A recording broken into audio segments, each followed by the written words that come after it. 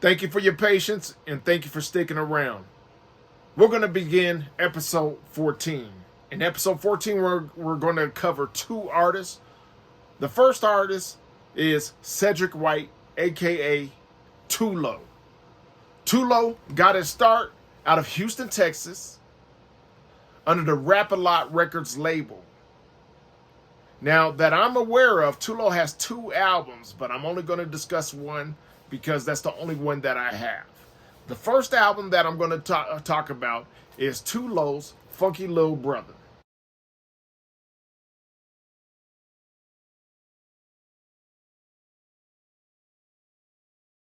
Too Low's Funky Little Brother dropped in, I want to say, 1993 on Rap-A-Lot Records, like I said. And it featured people on there like Scarface, 3-2, rest in peace, who went by the name of Lord 3-2 back then, who was also known to be down with the Convicts, Rap-A-Lot Records. Also, he was down with Death Row Records probably around this time as well, or this was right before he started going over to Death Row Records and was doing a lot of things for Suge Knight, Dr. Dre, Snoop Dogg, and other people and over there at Death Row Records. Now, with that being said, I'm going to get into this album. This album is okay. I have it really more for as a space filler as far as being a Rap-A-Lot Records collector. I have listened to Too Low. It's a cool album, but I was never into the album. I'm going to be honest with you. So I'm going to probably be real fast on this one. This album is cool, but when it came out, I was 18 years old. What I will say is Too Low was probably the answer or more of a gangster. It was during the time when a lot of people were signing younger rap artists like Chris Cross. You know what I mean? This was for all the young rappers and so forth. Shaheem probably, well, I don't know if Shaheem came out in 93. Might have been. I have to look at it. But I want to say Shaheem was coming out around this time. You had Lil Vicious, aka just Vicious, on the reggae side. You had a lot of rappers. But Too Low was like the young gangster rapper. You know what I mean? Of that time. You also had the group Illegal, which was like also consisted of Malik out of Long Beach. And so for like that. Who else did you have? You had Quo, who was signed to Michael Jackson's label, and DJ Battle Cat was doing production for Michael Jackson around that time. Who else did you have? You had the Youngsters and all these rappers. The Youngsters was a young rap group, gangster rap group, but an East Coast version, and this was probably the down south version. A lot of funky tracks on here. If you remember anything around Big Mike's So Serious Time, has some good production from around that time. John Beto was on this one. Big Chief. Who else?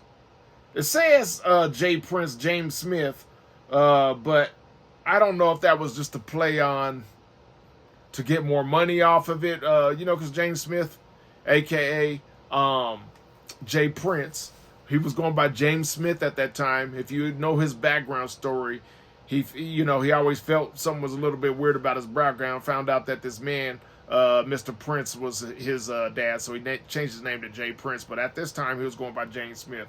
And if you know anything about Jay Prince at this time, he was learning and moving around as far as record labels, as being an independent record label, going to Priority, going to is it New Tribe? There's a couple other record labels that he was messing with in and out of relationships at this time. But he's also known back then. I don't know why he put himself in the production credits. Should have probably been more of just executive, but he's doubled up as an executive producer and a producer. I'm not aware of Jay Prince producing anything, but I do know about John Beto. You know what I'm saying? It features also more production by N.O. Joe out of New Orleans, which is the N.O. New Orleans Joe. And I know that a lot of the songs were written by Brad Jordan, a.k.a. Scarface. Scarface was also featured on the video for Funky Little Brother. You know what I mean? But anyhow, going back to this, during the time of all the young rappers, Too Low was supposed to be, the equivalent of the down south slash West Coast, because back then the South and the Southern sound was sort of a West Coast sound too at the same time. To me, in my opinion, even though this is H-Town, they had that funk that was coming out of the West Coast, so more so. But Rap A Lot Records definitely had ties to Death Row as well during around this time. So yeah, man. I remember listening to this. I didn't listen to it recently. If I didn't like it when I was young at 18, I'm probably not going to like it there. It wasn't my cup of tea. I'm never going to probably give anybody a 0 or anything like that, because I think if you're putting out albums, you're writing raps, and you're doing things, you're a creative person. I don't know. I don't think that's fair to give anybody a 0. But from what I could, remember, for the one video that I do remember, Funky Little Brother with Scarface in it. I remember this red 6.4 with some rims on it. There was one with Dayton's. There's 2 red 6.4s. One with Dayton's and one with these rims. And then one of the rims was horrible. I just remember that. Like, who the hell put those rims on there? I remember that. It's just some weird, especially some weird sugar honey iced tea.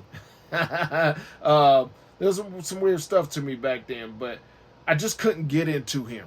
You know what I mean? I just couldn't get into him. There's an age difference. Maybe it was the age difference. I wasn't really respecting no 13, trying to be a gangster, especially when I was full blown active in the streets at that time. But I did know some local youngsters who was just like him. I just wasn't trying to hear what they were saying, and I don't know. I feel like it was almost a commercial thing where people were just really trying to find the next young rap phenom, young, I don't know what, I don't want to say it, but it's almost like gimmicky to me personally. That's how I take it. It was gimmicky to me. If I had to rate this, I'm probably going to give it like a 3 or 4. You know what I mean? 3. You know what I mean? Really isn't my thing. Not much to really say about it. You know what I mean? But on the Rap A Lot Records during this time, it was Face to Face. It came out on Rap A Lot Records, like I said. Jazz Management, Priority Records, and Face to Face, which was Scarface's label imprint. So I believe that Scarface was actually responsible for bringing this young man out.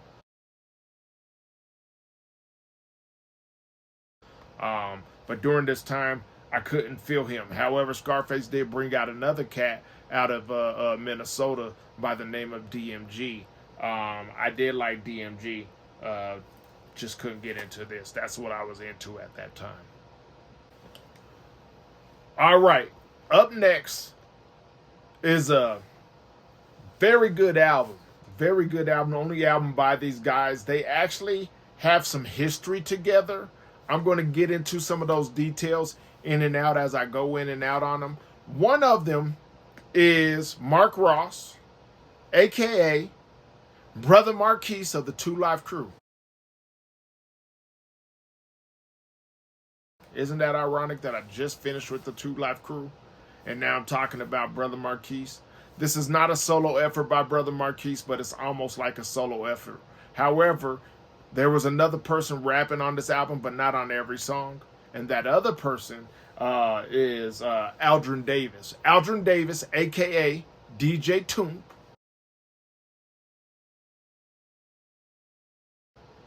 If you guys don't know, DJ Toomp been around for a long time.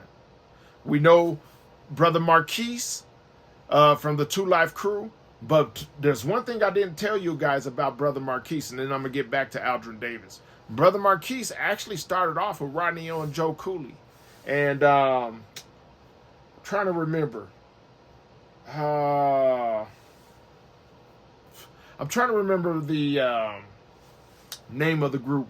But he got to start with Rodney O and Joe Cooley, but Rodney O from Rodney O and Joe Cooley fame.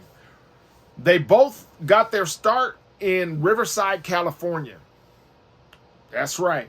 Brother Marquise is originally from Rochester, New York, but during his teens, about junior high, high school, he moved to Riverside, California. He moved to the Los Angeles area, settled in about an hour and some change away, hour and a half away in Riverside, California.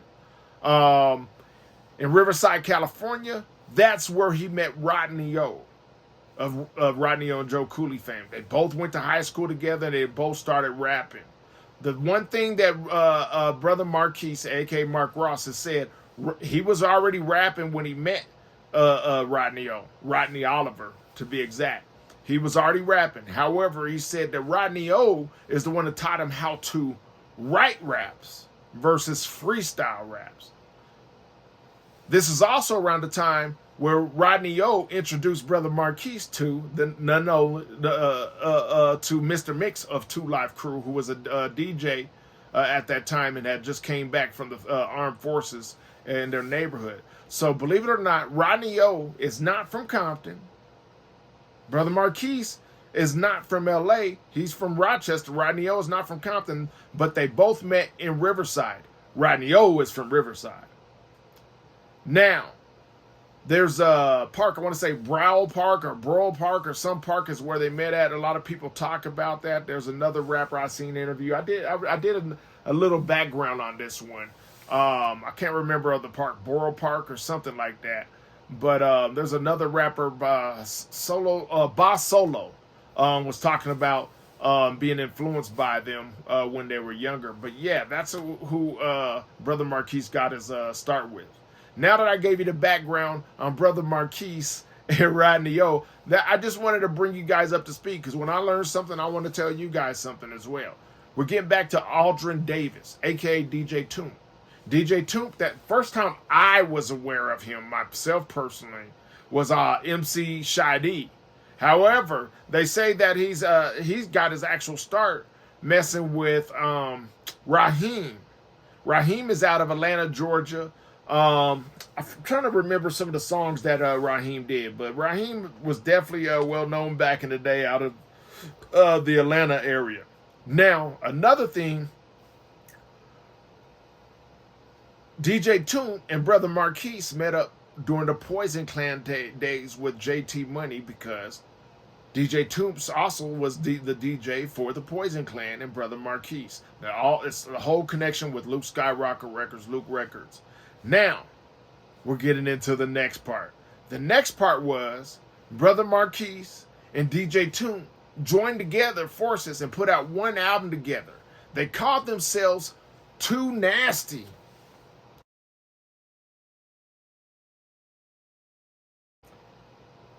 Too Nasty, Indecent, Exposure. This album came out in 1993. You can't find this album that easy anymore. And it goes for a little penny. I want to say nowadays it's going to go anywhere from $50 to $100 or something like that. You used to be able to find it freely just a few years back, probably about 5-6 years ago. But people found out about this. This album is dope. I'm not going to lie. This album, it doesn't sound like the Miami bass that you would think, because DJ Toomp and DJ Toomp Poison Clan sound. It doesn't really say it has that, but it also has, like, during that time, a G-Funk sound.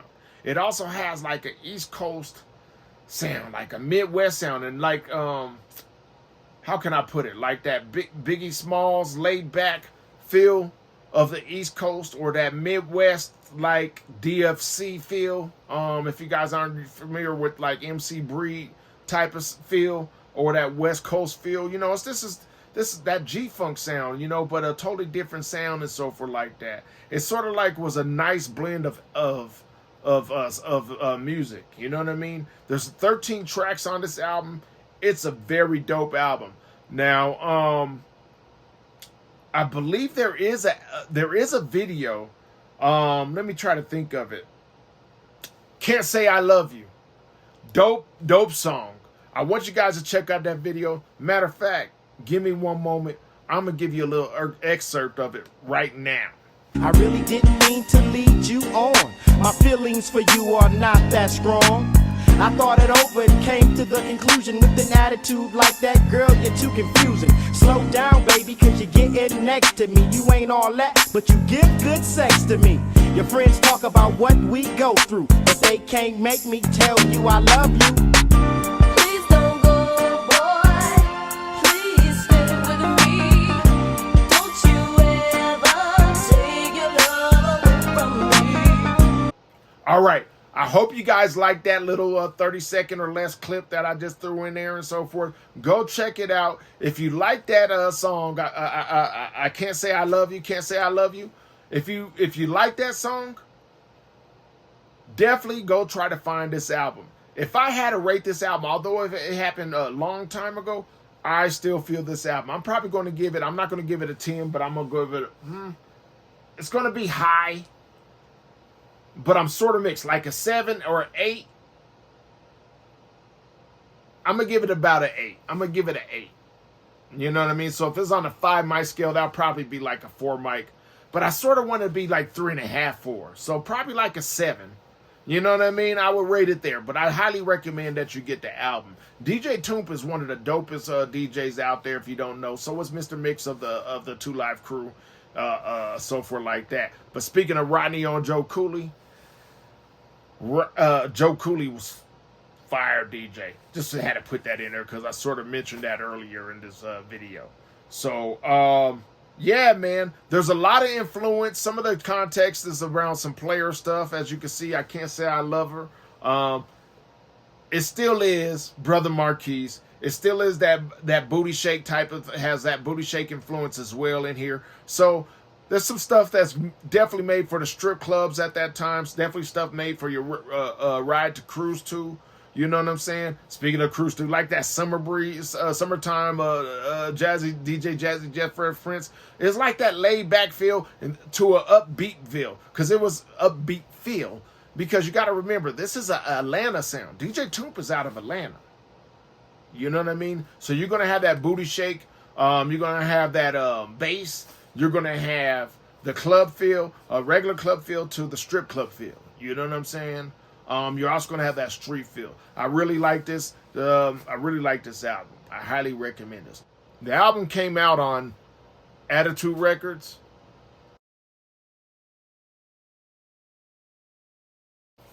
and Down Payment Records.